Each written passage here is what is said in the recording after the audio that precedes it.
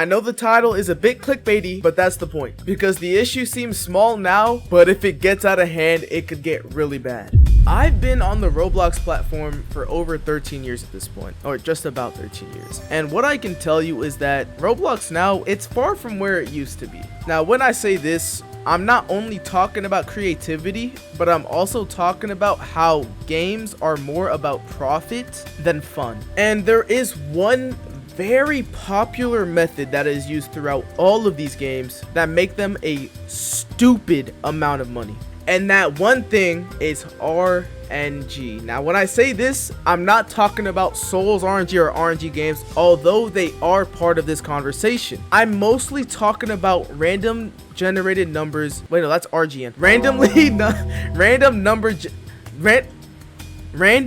generators. Like the system. Randomly number generating. Fuck you. It's randomly generating numbers for the game and things that you obtain. Basically, everything you obtain is through RNG. And what I'm going to do is show you a whole bunch of games that use this to their advantage. The first game I will talk about, I'm sure a lot of you expected this one, Type Soul. I don't think there's a game that encompasses I want your money so bad before. Everything, and when I say everything, I mean everything in this game is RNG. The element you use to fight with, the weapons you obtain, the things you try to obtain, like the new update stuff, everything is RNG. You have to get lucky to play half of the, no, not even half, to play the game. More specifically, to play with what you want to play with. Anything you want to do in this game, get lucky. Now, to be fair, this game, they drop a lot of codes and a lot of ways for you to get rerolls, so I appreciate that, but that's also RNG. The main argument here is that everything is so reliant on getting lucky that it's gotten so out of hand, man. And obviously, they're not going to change this because it's a backbone as to why the game is so addictive in the first place. And also because it makes them a stupid amount of money. What the fuck? No! The next game I want to talk about is AOT Revolution.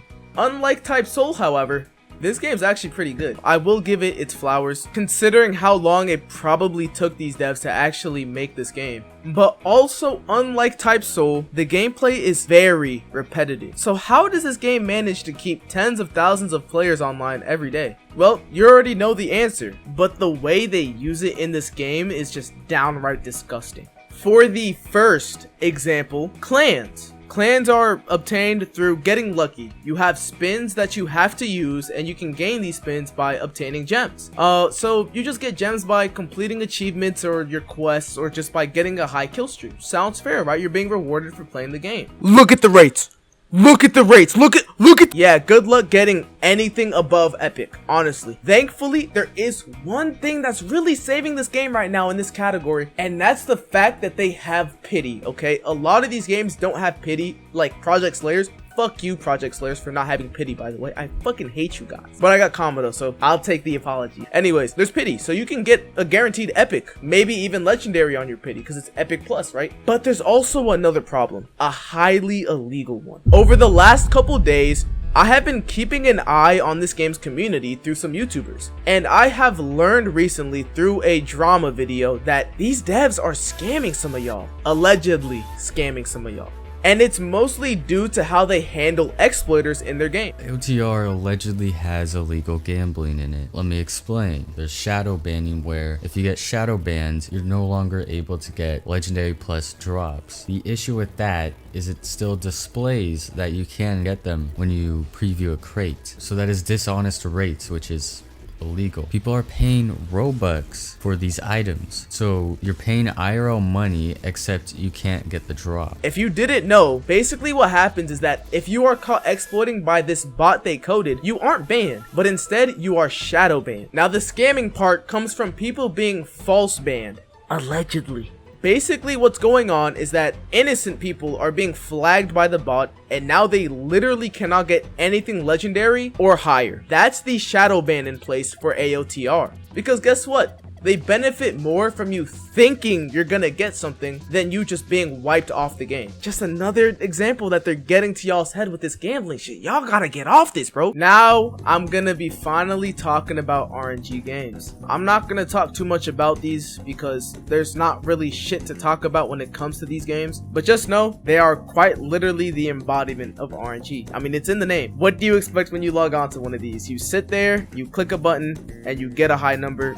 Maybe, maybe not. These games are quite literally what I consider to be trash. Just absolute, I hate this word with a passion, but it's genuinely brain rot. You sit there and do nothing, right? Only one positive thing comes out of this game though, and that's that people finally step away from their fucking computers and do something else with their lives. That's like the only positive thing about these games. But I'm sure just those three examples are kind of the embodiment of where Roblox is right now. A lot of games are like this. It's the easiest thing to profit off of, and it's very easy to make simplistic and boring games interesting. Like when I was talking about AOTR earlier, the game is very simplistic. If it didn't have all that RNG stuff you see in these loot crates and stuff, that game wouldn't be shit. It'd be a sandbox that people hop on once in a while instead of grinding their lives away. So it's kind of a double-edged sword, you know? RNG gives a lot of these games their backbone to live off of,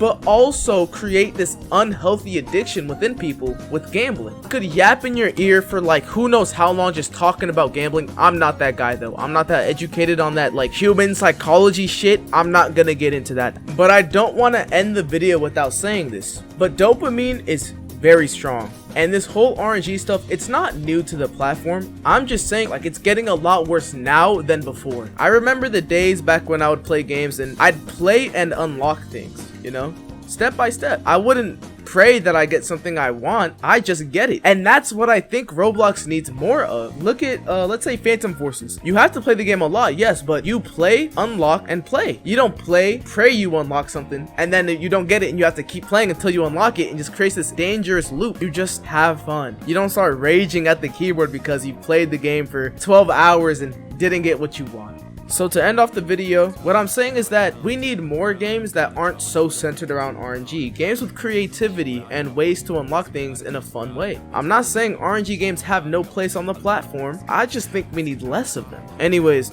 thank you for watching. Seriously, I hope you guys understood what I was saying this whole time, yapping my ass off. Whatever. If you enjoyed my video, expect